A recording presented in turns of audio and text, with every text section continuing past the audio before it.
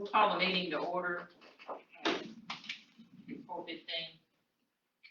And we have a quorum. So roll call. Who does roll call? Absent is Janice Brothers, Tony Smith, and Chad Green. We do have a quorum. Don, would you Sure. lead us in prayer? Sure, pray. Heavenly Father, we're just so thankful for this day that we've had to enjoy. Thankful, Father, for all the many blessings we're receiving in this life through thy grace. Thankful for life itself. We just pray, Father, that we may never take it for granted, that we might always live our lives in such a way that would be a blessing to others. We ask that you might continue to bless this county, that you be with those of this county who might be suffering in any way, that you might lift them up and strengthen them. Father, we ask your presence during this meeting. Help us to make those decisions that would best serve those that we represent. In Christ's name we pray. Amen. A motion for approval of the minutes, September 28th, 2021. Motion to approve. Second. All those in favor? Aye. New business, solid waste. We're very pleased with our new tire recycler, which is located out of Lebanon, in respect to getting our trailers pulled in a timely manner. So far, that's worked out really well with them. We only had 50 people attend our household hazardous waste event, but there were several people that came from surrounding counties, Wilson, Coffee, Rutherford, Moore, and Marshall. The Ag Center will be a really good place to hold this event in the future, as there's plenty of room and easy access, plus there's also where we can drive through and just get out in the weather, so that will be a big help. We took in 1,975 pounds of waste at a cost of $46.67.60, which the state pays for as a service to the county. This service helps ensure that the proper disposal of these hazardous items. State also pays for our oil-based paint and our fluorescent bulbs to be picked up on a milk run. This saves, the service also saves the county money. Tennessee Solid Waste Directors Association met in Gatlinburg 20 through the 22nd, which I attended. It was a really good meeting. We had our suits training up there to train the trainers, and then we come back and train all the attendants. And they also had a speaker from Ohio come in, which may be the new way for solid waste to go is shipment on rail to wherever. So just because of the cost involved. So that was a new thing that they had discussed. Of course, that's a new, kind of a new topic for all of them. So they didn't really have a whole lot of, they just wanted to throw that idea out to a lot of the people. Convenience center attendants continue to do a great job keeping our centers clean. And the stick-on calendars that we get every year are in, and they will be going out to the centers tomorrow. And then also we have a center's holiday closure that we'll give out for the attendants to hand out to all the people coming into the centers to let them know when they will be closed for the holidays. And the quarterly report for September, so we had a 43,195.82.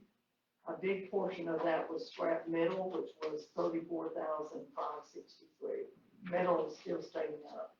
So that was a huge increase. And savings from disposal was 65.85. And let's see.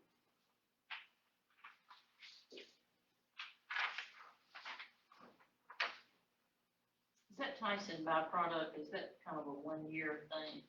It was something that they reported this year that they had not reported in the past. That was like for all. Right, but next year that will probably be on there also. Landfill charges were 99,297.37. 2,999.92 tons is what we did for the quarter. Right at 1,000 tons a month. What was the name of that at the conference? The name of that new, maybe?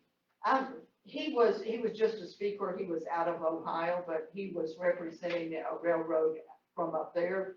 But I think even ISWA at their last meeting, they had somebody talk to them about putting trash on the rail, just because disposal cost to get it somewhere else is a whole lot cheaper than trucking costs.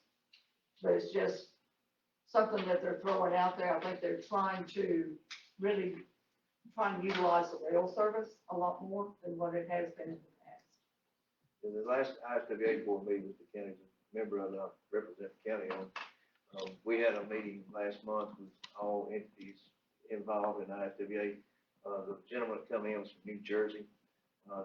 Seems like that's the way that the trash industry is going, because the tipping fees are climbing for the last 5 years, and they're projecting they'll almost double in the next 5 years. So that's an avenue to try to, Winchester is looking at, Franklin County is looking at wanting to set up a huge transfer station that all ISWA members come to, bring their trash to put on a rail and send it off to anywhere in the world, to try to get a cheaper rate for disposal.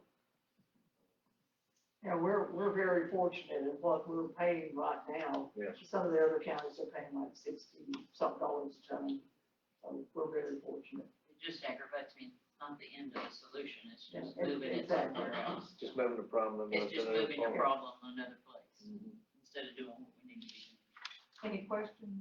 I just want to kind of, the term milk run, what is that? They just start, we call in and tell them that we have a load of fluorescent bulbs, or we have the paint, and they'll pick up several other counties in this area. So they just make it all one run, so it helps on the expense for them. Where's the fluorescent? Oh, is it out there where the paint's on? It's only at El Bethel. Fluorescent tubing is out at El Bethel, so if you got bulbs, you can take them out there. Thank you, Diane. You're welcome. Human resources? Yes, so you all received your HR report in your packet, and the new hire, termination, resignations, rehires, retirements, those are all reflective of September numbers. The job postings were, again, a snapshot, and so we still have some opportunities there.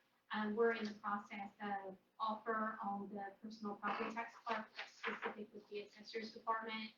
We are still actively looking for zoning officer, deputy planner that's posted, as well as the other positions of juvenile detention, paramedic, A&T, corrections, social counselor, fire monitor. So there's several different opportunities within the county for recruitment. So we're still working through those active projects. You all have the list in front of you, but primarily my time over the past several weeks has again been with open enrollment for medical, dental, and vision with the employees, and working with members of the finance department to assist with that as needed, as well as exploring different grant opportunities specific to safety for our HR, since I work as a safety coordinator too. So we've got some upcoming opportunities, and if those come to fruition, and right now there's no local match, but I would contact the finance department with anything if it got too far. Right now, it's just really an exploration of anything that would require a local match right now. That we do with the annual and local, we just need to apply. And other than that, keeping in front of COVID, what's going on at the federal level, any decisions. I'm just trying to keep up with active webinar opportunities to be able to communicate that to the mayor and the departments if needed, just trying to stay in front of that. But right now, there's been no movement. It's still everything's pending White House review. So other than that, I'm working through updating some personnel policy things, and hopefully we'll have that to the mayor within the coming months, because it's always good to start the first of the year with the review, and that's a good implementation date if I can make that work. What is the policy on employees taking the COVID vaccine? Just a voluntary basis? It is, the county has no existing policy on that right now, based on the direction of the federal, like the presidential mandate was specific to private sector. Now there's been some questioning clarification requests as it relates to public sector, but no one has formally given any mandate or instruction at all. And so those are the things I'm actively watching. It's my understanding that the way that would work is President Biden did this mandate for private sector employers when 100 over, and if you delegated it to OSHA, well, we have OSHA, we're one of the only states, that have a state level, OSHA, so we're OSHA like the sister to the OSHA, and because we have to be compliant and all those things, we're kind of watching to see how that is, but there are no mandates in place for employees, none of that. It's strictly voluntary, and even, your decision is like, get the private right now, so there's been no policy, and it's my understanding that OSHA was tasked with creating this emergency temporary standard to kind of implement how things were gonna work, and they did send it back to the White House for review. And the White House is just reviewing it right now, so we've been given no guidance at the state level at all about how those things would work, and if they would even be applicable to us. Always fun to watch though, everything like it. Marcus? Well, we've been, continuing to work on those records, and we got the old rock jail records taken into the new record center. That was the main thing this month. They were packed pretty tight into the old jail cells. They got over 300 boxes out of those and moved in, and the bulk of them are rather long-term records, which is why they got stored there in the first place. So, I'll be reviewing those records and determining, there are numerous of those records that can be disposed of on the retention schedule from CPAS. So that's the main thing, that we got those in. And, continue to review the Bedford County Hospital records, and, getting close to really being able to identify those things to keep. The bulk of those being the TCRS employee records that are fairly permanent. So, all of those things, we've had a lot of interesting guests through the last month or so, and having been able to help them. And then, of course, we met with Sarah Elizabeth McLeod on that window bid that came in really high, like the others. And so we'll have to start that again, I guess. Or do Yeah, we were looking at rebidding. We had a quote of 40,000, we got a bid of over 800. Yeah, 600. 600 and 200 or something. So I would suggest one floor at a time. Yeah, exactly. That would be my thinking with the amount from the grant funding that the limits that Sarah Elizabeth, expected anyways. But the mayor can make that decision. We talked to her after the bid up. She said we're probably. On the air conditioner thing, I guess we can talk about that when PRC meets. Look toward next summer. I think you're good on the heat for the winter. Yes, the heat works very well. Yeah. Questions? Oh, I did have one other thing, we just, in an effort to reuse materials out of the courthouse that in the renovations, we have moved what we call roller shelves. They're for the docket books. They're the docket book size. And we've moved and salvaged as many of those as possible, not only for the archives, but to help the trustee, Tanya, in her storage of some of the record books, so that we can better organize her books, as what not only in vaults in the annex, but the bulk of them went to the record center. So I was very appreciative to Rose and Juan and the other guys that were able to take those apart and get them out of those vaults and then get them over to the archives building.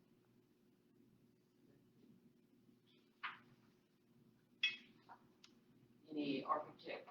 They are not here tonight, but as far as the courthouse, they're well underway on what now. And they're working with the school system as far as a school. And I'll mention something on that a bit later. And then that's it, basically. So what's their revised estimated time of completion for the courthouse? I do not have that. I know it's happened delayed several times. I would think not before the end of the year, since they just started, so. Just started demolition. Yeah, Here, so hopefully in the first part of the first quarter of next year. and, some of us in the courthouse and property, met with architects on juvenile detention center, just preliminary plans to at least sort of give an estimate of how much a new facility would cost, and so, my thinking is at some point, the mayor, courthouse and property and so forth need to get together, and the commission's just gonna have to make the decision whether they wanna be in the business or not be in the business, because we can't continue to be at the place that we are now. So, at least we know now about what it's gonna cost. That's where we are. All right, moving on to monthly reports, Robert. Okay, you've got a copy of your monthly financial report. I don't really have anything unusual to report this time, because we're still, just new into the year. I would like to go over the property to tax collection. We have a 3-page document. Monthly report. We have, we're down on property taxes, $160,000 from the same time last year, but that's nothing to get too excited about, because people pay at different times every year. We're $100,000 to the good on property, prior year collections of property taxes. Page 2, we're $19,873 ahead on clerk and master collections. And on sales tax, we are $191,000 ahead of the same time last year. The last page is, mineral severance, and we haven't received our first payment. So that's that part. The next part is juvenile detention. We are projecting a $224,000 loss at the end of this year. And as far as traffic still, we're projecting an income of $64,000 through the end of the year. You also have a set of expenditures that we picked up. If anything is in red, it's considered above average. And it's early in the year, especially on the travel part, so a lot of people need to spend that first. As far as page 3, you will see utilities are 20% total. We've got a few that are running high. Natural gas is 2% because we haven't started really using it yet. Food supplies are 43% in total. So that's because a lot of purchase orders are issued on the beginning. Maintenance vehicles were up 36%, and you can see there's 2 areas, the sheriff and EMS, that are the higher ones of that amount. Diesel fuel, 28% so far. I think that's because we probably have topped up some tanks. Gasoline, same thing at 25%. And legal, we're at 7.93%, so that's my report.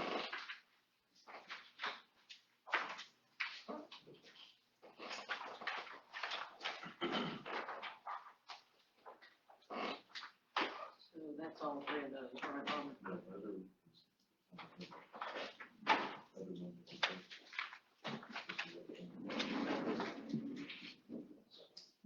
Other monthly report. but you guys. All right, you have our report. One thing I will point out is the fiscal year-to-date cost of service of 2,218. That is the most cost of service in a 3-month period we've ever had. Our internal AEMT program finishes up on November 10th.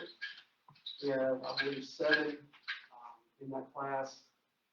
We have, Bedford EMS has 5 employees in that class. We started with 3, I think we started with 2, and then we're able to recruit 3 out of that class that are currently our employees. So that's been very beneficial. The public EMR program that we started a couple months ago finished last week. So those participants will be able to test and move forward with that. We have ordered 2 units, 1 remount and 1 new ambulance. The remount we ordered last year, 2020. Still waiting on the chassis for that, no update on that. Same thing with the complete new ambulance. We have a box, that's a 1993 box that you just can't really mount anymore. We ordered it in July, and no update on when we'll receive it. So, as you heard Robert allude to a second ago, that EMS's maintenance is over. That is because we have 2 ambulances ordered, can't get them, so we are obviously putting more miles on older equipment. That's currently all I have, which you have questions. Questions? The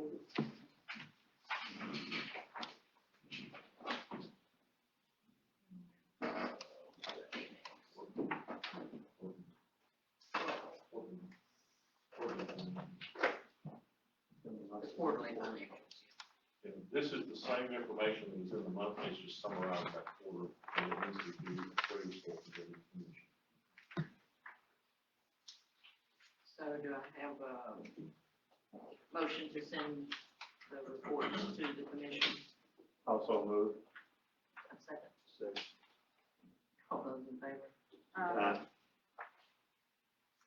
Then the Board of Education Okay, amendment.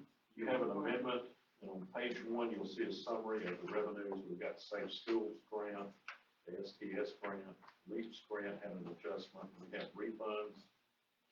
We had to move some money from fund balance, and it's, the SNAP grant, I guess, and there's some, Medicare, we had to move. Early childhood education had a local match that we had to move. If you look at page 2, on that one, you'll see where the accounts that it went into, and that's just a summary there, all the details behind that.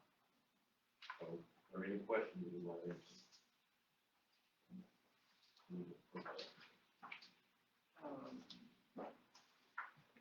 Have a motion to send this to the county commission. So move. Second. All in favor? And the county budget amendment number 2. And then we passed out a corrected copy. We had some revisions we had to make after we mailed this out. One of them, for instance, was the commissioner's pay. The commissioner's pay was based on 1/2 of 1% of the county mayor's salary. There's a new law that says we can't do that anymore. We can only do it after the term of election, which is 2022. So we went back and took that out. But we did move money from fund balance to cover all the clerks and the mayor, and all the elected officials' pay. This is based on the new census numbers that we have. We're calling that a certified number. And we had that set aside in fund balance, and that's the big portion of the amendment that comes out of fund balance. You'll see on page 1. And I called Robert and asked him why all the fund balance, the items were in there. And he told me, and then driving over here, I thought, well, why weren't they in the budget to begin with? But it's because we did not have the census. That's right. We did not know the exact amount. We did not want to do it. We didn't have to be paid. Exactly. That would not. So if you look at page 1 of that, you'll see what it consists of. There was a mental health transport grant, the courthouse window grant, the governor's grant, CDBG grant, which is a pass-through, by the way, it's in and out. The health department grants, EMA grant, archives grant. There's some refunds, pre-trial and planning grant, and the PHDA home grant. All of these were not available, the information at the time we passed the budget, so we always amend these in when we get the information. And then you can see what came from fund balance. The majority of that, 191,000, is for the pay due to the census.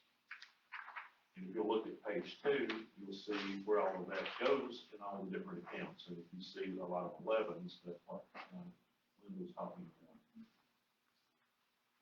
Now, if you go to the blue sheet, this is the drug control fund. We moved some money from fund balance to drug enforcement where they could use that. And that was a request from the sheriff's office. The next white copy is Public Works. And this is also, they had some fund balance adjustments. Mark is here. You need another copy? No, but I'm believing this in the whole. Okay, so that's basically what that one is. We had some department transfers.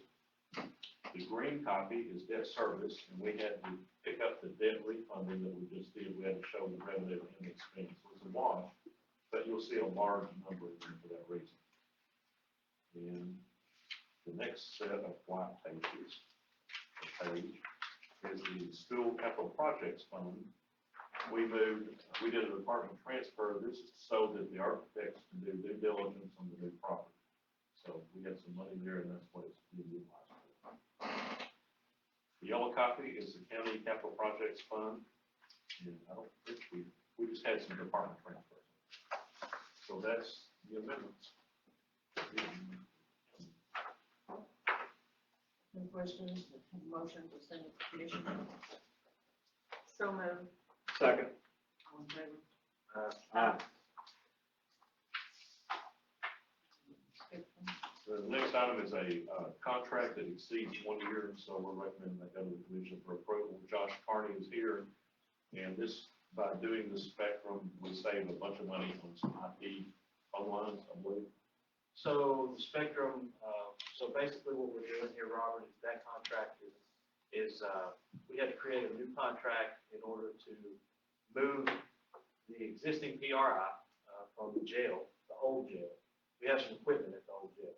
Trying to get rid of that equipment out of the jail, move it here so we can turn off the electricity. That's what we're gonna save some money. So we're trying to get the equipment from out of there over here so we can continue with the current needs that we have for our phone system. It's a core piece of the component of the phone system. We're not increasing the bill at all, it stays the same. We're just moving that equipment over here. It's a 3-year agreement with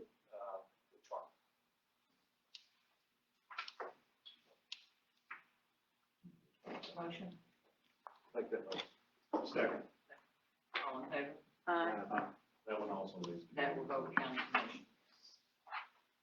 And surplus property, Okay, you've got some surplus property that's, in your packet, and we just need to approve that, so we can get rid of it. I would like to mention that, one has sold a bunch of buses, and normally they bring about $2,000. We got over 4 average. people living in, they become rental houses, They're selling like a lot better. I guess. I need a motion to send this to the commission, So moved. Second. all in favor? Aye. And Robert, at some point in time, can you give us an update on the monies that Warren's brought in? Maybe, I don't know, at the end of the year or whatever, you know, maybe quarterly or something. Is there any other business? I got one item I needed to mention. The schools have bought property for the new school. And we normally, what we do when we have an architect is we pay for the architect, we put it in part of the bond. And we don't know how much we're gonna have as a bond issue yet, because they've got to get bids on the building and construction. We also have a case with John Davis doing the community wing. ESSER will pay for the construction, but they will not pay for the architect. So I have talked to John Warner, our bond person, to see if he can give us some options of how to make that work. And probably, I'm guessing what we'll have to do is like the capital outlay note, do those architect fees, and that capital outlay note, when we issue the bond, it will reimburse it, and pay it off. So that's kind of what we're looking at for the future, and I just wanted to let you know what was going on. Anything else in the list? Record time. Should be good. I don't know of any announcements, so then motion to adjourn. Motion to adjourn.